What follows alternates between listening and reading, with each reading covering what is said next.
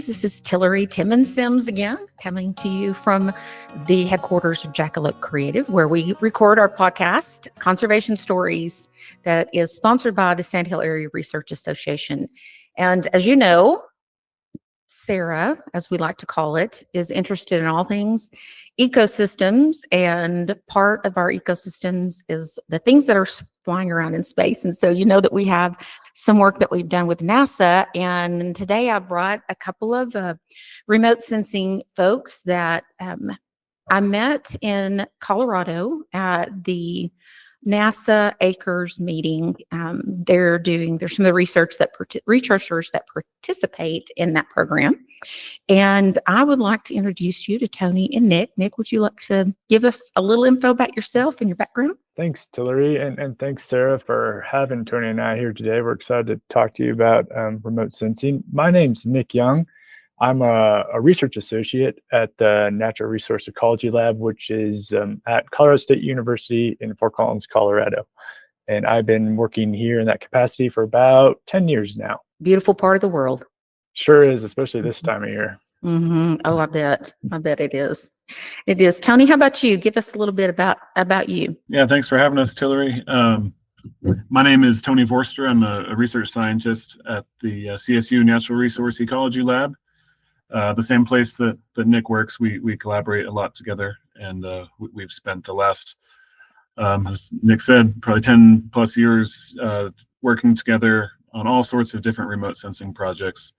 And in many ways, we've kind of taught ourselves how to use remote sensing over time, and with that, I think have developed an understanding of its capabilities, but also had a lot of hard lessons along the way of what it can't do. And so I think hopefully that's something that we can get into today. Is what are its promises, and also what are some of its limitations. Yeah.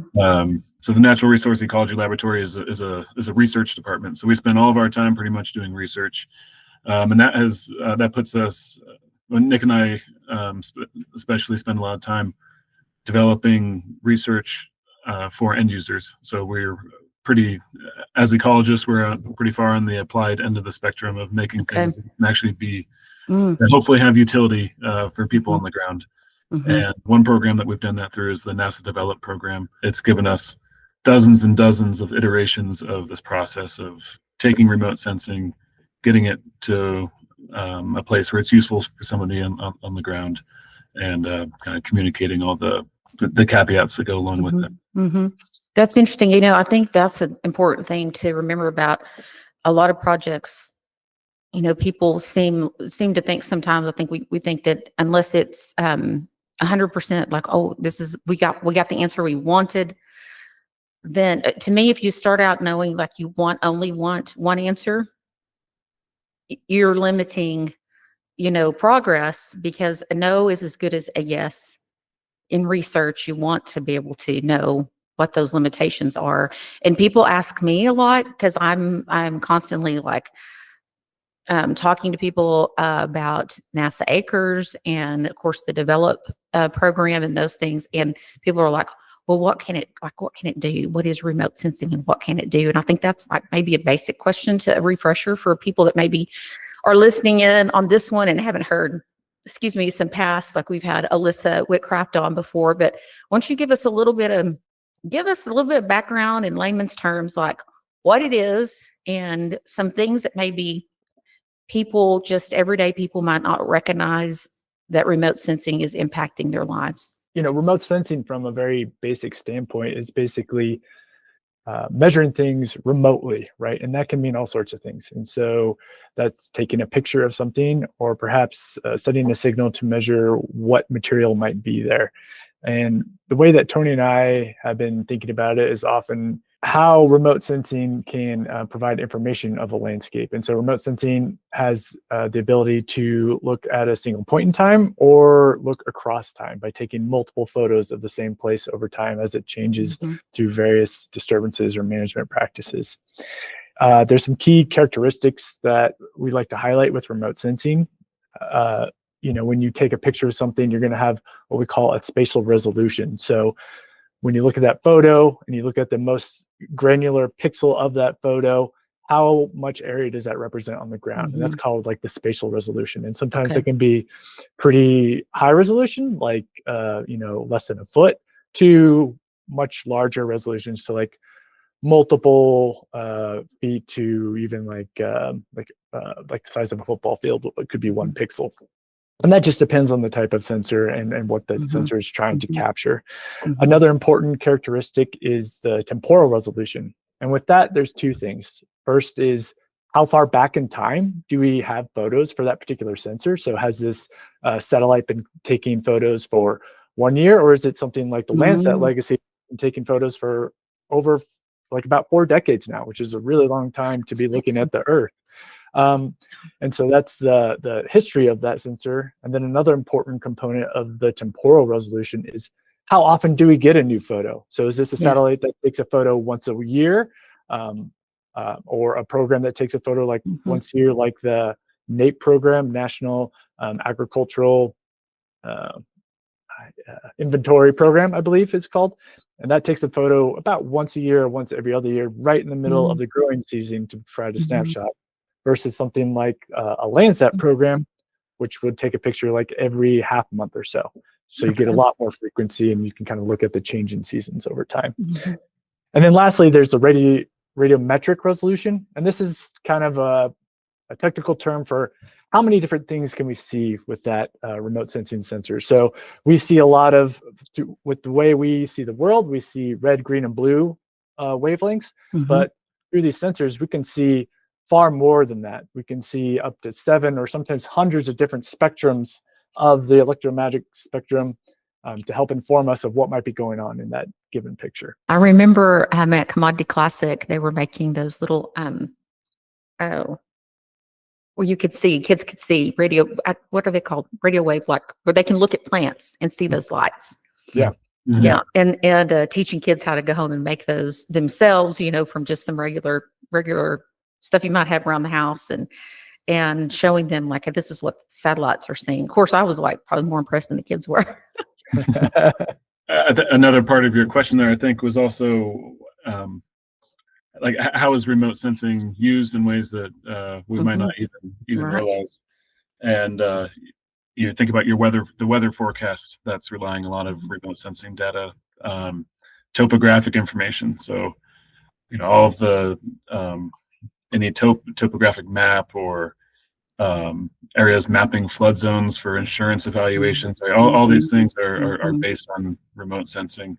Even though that simple aerial photo of your land from the 1950s that provides you really valuable snapshot of the past, that's all remote sensing.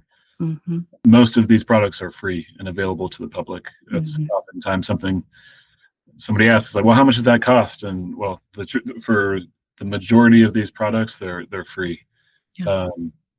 There are more and more private satellites that you do have to pay for access for, but you can do a lot with the freely available stuff. And I think that's what I love about NASA Acres is it's taking something our tax dollars have paid for and said, how do we make it accessible to the average farmer?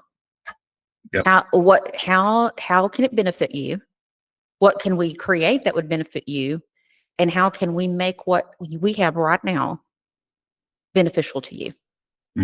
And that's what I know you mentioned earlier, that like what you're doing is this applied research, which means I can take what you're doing and I can actually use it. It's not stuck away in a lab somewhere that isn't benefiting people.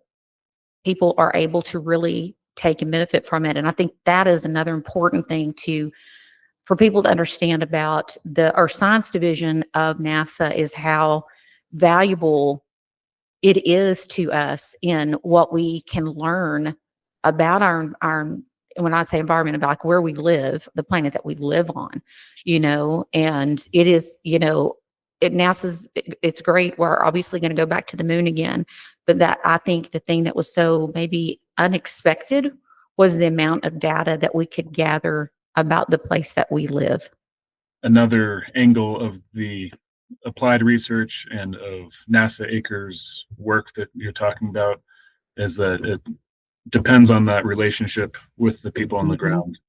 It's not Mhm. a university enterprise that just Mhm. develops these products and then Mhm. post them online. It's a conversation off the bat with people on the ground Right. to understand Right. what is needed. Mhm. Why aren't the Mhm. current things working for you? How can we do it better? And Mhm. without that knowledge on the ground, it's Mhm. and Right. that Exactly. engagement, it's really Yeah. Yeah. doomed from the start. Right. And I think that's so important for farmers to realize, hey, here's an opportunity for you to really impact how your tax dollars are being utilized in the development of tools that you have already paid for. Like those things are already there, and you have an opportunity to have this research on your farm. What do you need done? And how can we work together collaboratively to develop things that can be applied on your farm. It's great. It's a great program. NASA Acres will be here, the researchers, and then also the director of the Earth Science Division, Karen St. Germain, will be in the Lubbock area that first, starting the 5th of October, and we'll be doing 3 days of tours. And they have emphasized to me over and over again as we plan this out that they are here to learn and listen for problems that they know that they could help with. That the technology is already there. And that's what I, have said before, like this, you're asking me to give you like, hey, what problems do you have? And I'm like, I don't know. You're wanting me to make a cake and I need the ingredients. To me, perfect description of like, we don't really understand even what to ask for because we don't even know what we don't know. And that's what the whole idea of developing relationships with across that whole group of people, researchers, farmers, and NASA employees. It's like getting those relationships really, really developed helps to build trust so that farmers know that this is someone that really does care, that really can bring solutions. And going back to, your comment on, taxpayers have been paying for some of these products Mhm. and we oftentimes don't even know what's available. I think even from a researcher standpoint, Tony and I also, even in the field, didn't quite have a great understanding for all the different products that are out there. And one of our Yeah. initiatives recently, in partnership with the Meridian Institute, was to do a quick little survey of the landscape of what is out there that would be something that could be Mhm. useful for rangeland management. And so Tony and I did a bunch of research and reviewing of what's out there and developed this table of existing products that could be useful to rangeland managers. And we broke up all the different products that are out there based on different categories, from like vegetation production, where you might find helpful remote sensing tools to help inform what production you might expect this year, given the current climatic forecasts and where you Mhm. exist on the landscape. And so we developed this table to categorize in different thematic areas so folks could find key areas, and then provided some recommendations on different applications, from planning your grazing strategy to Mhm. understanding your risk with floods or fire, or even just being able to view your landscape over time to understand how it might have changed with different management or disturbances over the years. A good example of something that does that quite well, that actually we found accessible to a lot of folks, is Google Earth Pro. So a lot of folks out there might be familiar with Google Earth Pro. It's this wonderful little software program that's free. Mhm. You can download it on your desktop, and you can view the entire Earth kind of like in a Google Maps kind of framework, and go Mhm. to your landscape and see pretty high resolution imagery of your property that you're interested in, and to a detail to allow you to make decisions or learn more about that landscape that you might not be able to get when you're on the ground in your day-to-day life. And you can look back in time with that software. You can measure area, Really? Okay. and you can kind of look at the terrain in a 3D perspective. It provides a lot of capabilities for more basic uses to somewhat more advanced uses, but it's a good Hmm. example I of didn't some know of about that. some of Yeah. the different products out there that were available, and we felt the need to kind of put those together and describe those in a place that might be accessible to folks that might see it as benefiting their operations. Oh, it's great to know. I'm already like thinking in my mind's thinking about, I wonder if someone knows about this. So is that information publicly available? Do you guys have that somewhere that people can go and see a list of those things? We, Tony and I, produced a report based on that initiative. Okay. And in that report, we outlined a lot of great stuff on remote sensing, its capabilities and limitations, and also have that table in there so folks can reference that. That's great. Is that something that we can link in the show notes? Sure can. Yep, absolutely. That would be awesome. That would be great. Hello, friends. I'm here to tell you about an upcoming event, and I've asked Katie Lewis with the Texas A&M AgriLife Research Station to give us a little information about her event on September 24th. Yes, we're having an event to discuss resilient cropping systems that will be displaying all the research that we're conducting across the High Plains, specifically focused on resilient agriculture. That's awesome. So where should people go if they want to participate? So if they want to participate, you can visit AgriLife today. They have it on their calendar. You can get to the registration site. If you want to just show up, we'll be at Quarterway Gin at 8 a.m. on September 24th. Okay, that's great. And we'll have the information either in the show notes, or if you're seeing this on socials, we'll have it there in the comments as well. So thanks, Katie. Thank September you. 24th. Yes. Sounds great. Hope to see y'all. What are you finding as far as you guys, I know, have done a lot of rangeland management. What are you finding that's the most helpful? One of the first things the rancher wants to know is how much grass they have, how much feed they have. So that's one of the most valuable things. Mm-hmm. And there has been a lot of progress in providing that information. But I think this is a good example of some of the opportunities, but some of the caveats and challenges. So for example, a rancher might want to know how much biomass they have on hand, right? And a scientist might say, oh yeah, we have that. You go to this website and, it's mapped for the past 30 years, but they're kind of talking past each other.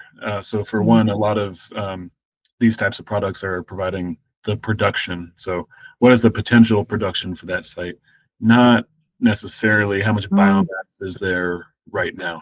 So it might not account for a previous round of grazing through that pasture. It's not available real time. So a rancher might want to know, right now, what do I have? And it's like, well, we can tell you what you had last year. We can't yet tell you what you have right now. So those are just some of, it's just a little microcosm of some of the examples. Right. Yeah, the technology can do that, but it's maybe not quite as useful as a rancher would want it to be. And there are advances being made there of mapping in more real time and looking at the biomass is actually there, not the potential production for a spot. Yeah, I was going to ask, so I know that like about 6 weeks ago, maybe or so, NASA launched another satellite, and that one will be coming around more often. Is it every 2 weeks? To be honest, I'm not sure what. Okay.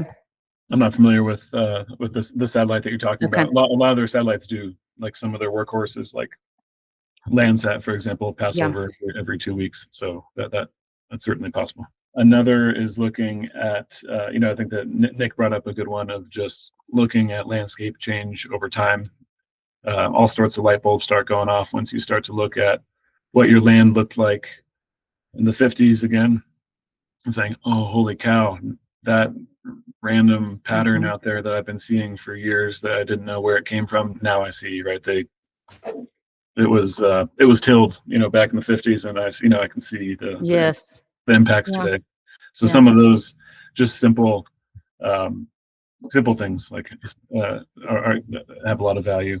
Something that's impacted Texas recently is, that NASA's done work. In particular, the Acres group has done work on the fires, like trying to understand like the impact on that, and over, a more holistic look, not just, just not just the pictures of what happened or the changes in the landscape, but then also too in the flooding. That's another area. So there's some, just immediate. So just by the way, this is the NASA ISRO satellite. Nick, another name, it goes by NISAR as well. So that's it. NISAR. Yeah. So right. So this is the new satellite, and this is a little bit of what we were discussing. Though it has the capabilities to test the soil moisture, which I'm understanding that's at the root level. Like that's how far down it's going to go. Disease, pest, water stress, flood mapping, damage assessment of crops, and it will return to the same spot every 12 days. And it'll have a resolution of 97 to 1,000 square feet. So that's the picture size. That's pretty amazing. Mm-hmm. And it'll have 40 to 450 data points per acre. That is a lot of information. It is. That's a lot of information. And that's one of the things I wondered too. Can you tell when you're looking at if that is going to improve, not only just I can now see every 12 days how much biomass I have out there, but also maybe be able to tell some kind of quality reading, because I know we can tell quality, right, of corn and crops like that. So do you think that'll be helpful to have that extra? Yeah, extra data is really helpful, because you also have to think about these different sensors start to be additive to, right? They complement each other. So you don't just have to use one sensor, especially with all this machine learning advancements and things, you can use information from many different sensors.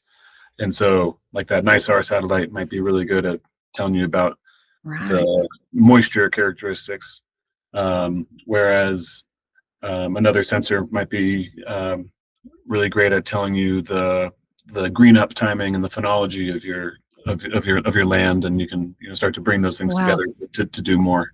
So that's amazing. It is very powerful.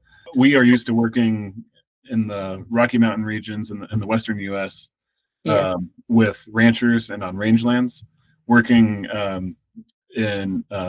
with farmers and in in some of the more agricultural settings around Lubbock. That's not our wheelhouse. So a lot of these, you can probably tell, your listeners can probably tell that all the examples we're drawing on are more. Sure. Well, something though that's happening here is that a lot of people are going back to grass here, because as we are running out of groundwater, we're seeing that conversion back to, if they're not doing it this year, they're planning and they know they're going to be doing it within the next 5 years, and so there's we're steadily moving towards what you guys are studying right now, and having those things available, if we're able to start thinking about right now the places where there already is grassland and the people have already converted back, to be able to use that to figure out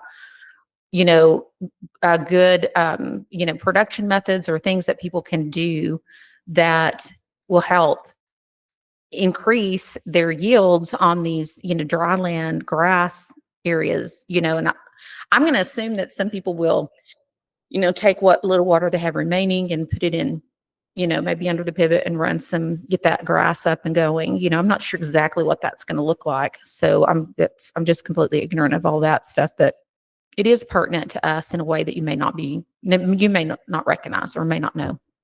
So you mentioned what's pertinent to a farmer or a rancher, and that's something that we've been after too, is really understanding what's a value added product, because there's so many products out there. They all have their applications and their utility, but truly when you go out and start talking to ranchers, is that remote sensing is underutilized. And that's not, I'm not saying that as a comment about the ranchers. I'm more talking, it's more a comment on, I think we as a research community haven't really made the right products that are worth their weight, right? The measure of adoption is going, or the measure of success is going to be that these products have enough value to warrant somebody incorporating it into their decision making. It's not going to make the decisions for them, but it's another tool that they can draw on to make their decisions. And one of those areas that looks promising is one that you brought up, is can you map the quality of that vegetation, the protein content, or Mhm. whatever attribute you're after. And I think that if we could do that well, there's case studies of that being done, but if we could do that well and consistently and deliver it, right, that's something that's now Mhm. has value to probably stand on its own, and to Mhm. be enough interest that a rancher is gonna might start folding in that information into their decision making. We've been trialing some of this, so part of the structure of some of our research projects is we just kind of start open-ended with a rancher and just have conversations, build that relationship, and go back and forth on, like, what if we tried this? And we can Right. make a product, make a tool. They can give it a test run and see if it's going well, and then come back to us, and we can iterate until it Right. gets useful. We've been going through that process with a ranch in Northwest Colorado, the Camblin Ranch, and they have virtual fencing and are also interested in integrating remote sensing into their management. Sure. And so, one thing we did this year is, all right, can we take the real-time condition of their vegetation and the flexibility that virtual fencing provides, and start to design their rotations and their Oh, wow. their pastures around that vegetation condition. Let's ensure that each pasture we give the livestock is going to have that the forage needed, have the Mhm. diversity, so that the animals Mhm. select what they need, and Right. maintain their gains. And so that, I think that's not Yes. necessarily a widespread use just yet, but it's Mhm. one Well, that's being developed, and I think yes. in the near future it could be more of a widespread use. And part of the reason why, it's underutilized is because there's not a good way for them to access this. I mean, like, they're not remote scientists and don't know how to get on NASA's website and read what all's there. And so what I hear you saying is that you're creating a tool that is easily accessible for them to be able to, it, like, you do not have to have a degree in remote sensing in order to understand and gather the information that you're wanting. Yes, and Right, it's and NASA data. Is that correct? it's mainly NASA data, Mhm. but not exclusively. There's other satellites like the European Satellites. Space Agency that are Yeah. valuable, or Yeah. the NATE program that Nick mentioned, or Mhm. there's other sources. Yeah. NASA's one of the Mhm. main providers, but not all of them. Yeah. You brought up the accessibility issue, and that is a Mhm. big challenge. Luckily, I think the field has come a long way in recent Mhm. years of developing these websites and platforms that are actually pretty easy for somebody just to open a web page, zoom into their area, draw Mhm. something on the screen, and get information. The Rangeland Analysis Platform is a good example of that. It's a pretty intuitive website. You don't need to be a remote sensing scientist to access it at all. And so And they're it's called the Rangeland Analysis Platform, Rangeland Analysis Platform. or Okay. RAP for short. Okay. And there's a few examples of products like that now that Mhm. are Mhm. Mhm. the researchers, agencies are trying to get over that hurdle, and they've been making Yes. really great progress. Yeah. So I think that's Yeah. a challenge that's being addressed, but it's always one that we need to Mhm. keep Yeah. improving. Hey friends, I'm excited to tell you about NASA. NASA Acres, which is part of the Earth Science Division of NASA, is coming to our area. They're coming here because they want to learn about how we farm, and they want to see if there's ways that they can help us. So NASA Acres is a project that we've been partnering with for several months now, and they will be here for ag tours October the 6th, 7th, and 8th. And we will be in Terry County. We will be heading then up to Crest and over to Morton. We're going to be in a lot of different places. We're going to put that agenda up on our website on the homepage so you can see where we are. And if you want to come by and just see what NASA, what do they have to do with agriculture? We would love for you to meet these folks. They want to meet you. They want to talk about maybe how you can participate and have remote sensing information available for your farm. This is a farmer-led effort. So if you're an ag business, or if you're a farmer, come out and just kick the tires on what it might be like to partner with NASA on an ag project. One of the things I hear consistently is that, everything is siloed. My John Deere data is siloed over here, and then this data is siloed over here, and they're not crossing over. Or maybe I can import stuff into John Deere, but everything I'm looking at, I'm paying to access my own information. Mm-hmm. As you know what I mean, it's part of I think the struggle for a lot of people, and in some cases it can be very expensive. And so I wonder if that's part of the, maybe people, tried something 10 years ago and it wasn't worth the cost, and so they have never gone back and tried anything new. But it sounds like there's new tools that are, being developed that use that capability and make it accessible to farmers, to ranchers, and hopefully in a more affordable platform. But still, getting all of this together in one area, all of their data, would be really helpful to them. That touches on a good point that we've been hearing from different producers that have, dabbled in remote sensing is, remote sensing, usually the products are fairly specific to a specific measurement. Say, like as Tony mentioned, production, biomass production, whereas another one might be, weather, or another product might be imagery. And there's been some recognition of this, but that is definitely a limitation. Is it's hard to find where a lot of these different products can come together in one easy to access and understand and interactive tool to help inform those decisions. I think there's some good examples of people trying to do that, but these are still kind of being tested, are often more regionally based, because one region of the United States might have more specific needs than another region, and might need to pull different remote sensing products to help inform that. And so I do think there's a recognized need to kind of bring these things together to help inform decisions a little bit more streamlined. But we're not quite there yet. And I think that is one of the missions of NASA Acres, is to figure out, what is the best way to get this information to the producers. And so there's some folks working on that now. Yeah. Let's talk a little bit about develop. Give us a little bit about what the goals, what is the purpose of develop, and then we'll talk about some past projects that you've done, and then let's talk about what we're going to do here on the High Plains. So develop is a program out of NASA that really has two main goals. One is to develop the skill sets of people who want to be able to use remote sensing. So early career folks who want to learn about remote sensing analysis, GIS analysis.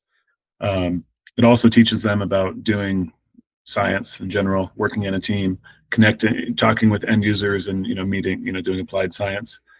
So there's that's one of the goals, is building the skills of the workforce, the participants, the workforce development. The other goal is to provide remote sensing capabilities for end users. So how can remote sensing be used to inform decisions, or land management decisions, or inform policymakers? And so each project is 10 weeks, and there's a team of 4 participants. Think of it like a paid internship program. That team of 4 tackles an end user need for that 10 weeks. It's just enough time to do a good way to think of it is like a feasibility study. Is this possible? And gets really good momentum on a project. These projects touch on agriculture. They touch on things like wildfire, things like just about anything, ecological forecasting, all sorts of things. Okay. Tell us about what we're going to try to accomplish in 10 weeks. Coming up here with you, Tillery, shortly, and other partners like USGS and the USDA, Bamert seed. Bamert Seed, and Hmm. Understanding Ag, and Yes. the USDA Agricultural Research Service. We are going to be improving cover cropping mapping for your region in West Texas. So the focus will be taking some cover cropping methods that have been developed in other parts of the U.S., applying them to your area, and tweaking them. How can we, how accurate is it in West Texas? What do we need to change about those methods to do it better? Yeah. That'll be the focus. So, it's easy to know, I mean, I can think off, in my mind, like, okay, here's locations I know where people have done cover crops, but you need to engage these farmers in some other information as well, not just to look at a picture from, a satellite. There's some information that it would be necessary to be provided from the ground up. Can you give us a little bit of what that would be? What kind of information you'd be asking from a farmer? Because we were discussing, we recruit a farmer into participating, and we'll send them maybe a short Google form, but also, and we'll cover this in just a second, but the information of their data, because that's a whole nother discussion. So what kind of questions are you looking for answers from folks that have spent time in cover crops? So to pull off this project, we need to know if what we're mapping from the satellites is true, accurately mapping what's been cover cropped, and that's where knowledge of partners like yourself and farmers is critical. So basically, we need points that we know we're cover crop, points that we know we're not cover cropped, so that we can communicate how accurate the model is, because none of these products are perfect. They're going to have uncertainty with them, right? And also to improve, to go back and improve the methods and be sure that we're mapping it more accurately. Field locations, and if they were cover cropped, what species were used to cover crop, and how how the cover crop is terminated and when, things like that. Hi friends, here on the High Plains, we have got a chance to work with NASA's Develop project. The focus is cover crops, using satellite tools to identify things like when they were planted and how they're managed, and how can we build real research to see what value they bring, or maybe they don't bring. So if you're a farmer, you're planting cover crops, we'd love your help. A short form will be sent to you with some basic information like your planting date, termination date, maybe the years that you had cover crops. Your information is going to stay protected, but it'll make a really big difference in showing what cover crops are really worth having in our region. If you want more information, want to be part of this, you can visit sarah-conservation.com. We'll have some information there. And you can also reach out to me at contact@sarah-conservation.com, and I would be happy to put your name on the list. Thank you very much. So a lot of folks here might not think that they're cover cropping, but they're technically FSA would consider like the stubble that's left from a grain sorghum field would be considered cover crop, or what's left after your wheat, if you're planting into that. Anything you're planting into, I don't think cotton stalks count, but I think they count those other things. So, for people that might be listening or might be interested, but thinking I don't cover crop, well, those things actually, FSA considers them to be a cover crop. And so I foresee like some of this information being helpful for farmers that are wanting to participate in certain programs, with FSA. And if that data is already available, it'd be really nice if, farmers can, if I need to verify anything, it's right there. That information is right there. So we know, because it's really hard to tell, for me, when I'm looking on things, I'm like, I know this person cover crops, but I don't know what I'm looking at. You know what I mean? You guys know more what you're looking at and are getting a closer view of those things. So this is really about starting the process that would lead to something that would be beneficial. And the data that we're talking about that farmers have is the date of the cover crop. That's the point of data. What date did you terminate it? And are there, I mean, is that pretty much, you know, or how many years, what years did you have cover crops on a certain field? So it's, those are the type of data points that we're talking about. But one of the things I appreciate about Acres is the emphasis that they put on the fact that information that a farmer is providing us belongs to them. That is their data and it belongs to them. And they have the right to say how what belongs to them is utilized. Absolutely. And a clear understanding of what the data is being used for. In this case, development of cover cropping methods, right? Or cover crop mapping methods. We're not, these developed projects are, like I mentioned, 10 weeks. We're going to test this. Hopefully we get really far, but it's possible that, you know, in 10 weeks we discover just the issues and, you know, we're not necessarily getting to a point where it's going to be a repeated cover cropping, you know, mapping of cover crops every year for the region. That would take, you know, more time and resources and things. So anyway, yeah, it's along with the data, you know, it's using that data responsibly, respecting that it is the farmer's data and just being really clear about how it's being used. Yeah. So I think, I mean, just, I want people to know that when they're, you know, thinking about, if they're thinking about, you know, joining us in this research, it's not going to take much out of them at all. It doesn't take much effort, but it can contribute to something that we can find a yes or a no on. And if you find a yes on it, you know, you're developing things that could be pretty much, you know, in just a few years ahead, they're going to be helpful, you know. And if you're finding no's, you got to figure out why you're finding those no's and how you get past those obstacles in order to go ahead and acquire this information that would be helpful to farmers, you know. And so are you looking at like comparing things? Are there points of data that you're hoping to collect, or are you simply looking at how do we create the map? How do we identify? We're starting with that basic step. Yeah, how well can we identify? How well can we map this? And, you know, we're looking at going back to about 2018 to, you know, up to present. If we can do that, I think that would be really successful. Yes, I think so. And, you know, that can be the jumping off point for other things like looking at evapotranspiration in these fields or trends over time, or, you know, other questions that the farmers might have. But yeah, first we just want to start with, let's map it, and that will unlock future research. One of the great things about NASA Develop is it's 10 weeks, which actually goes by pretty quick.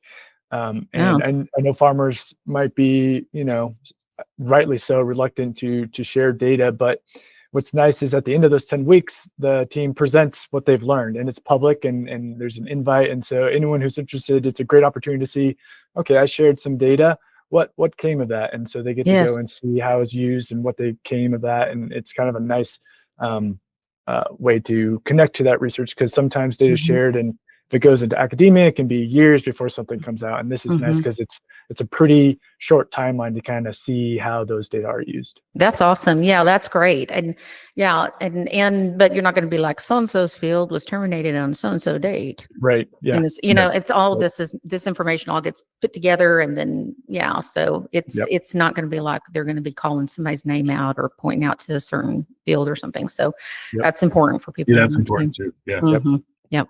When these 10, like Nick mentioned, these 10 weeks goes fast, but you know, some examples of other projects that, you know, just 10 weeks are, we've mapped like cheatgrass, you know, invasive annual grass that causes problems here in the oh wow, yes, you know, across the Western U.S., where it's been mapped, and then that's been used for to target treatments, you know. So just like in these 10-week cycles, you know, really helpful products can come out, or other NASA developed projects that have been conducted or have looked at, again, in the short time frame,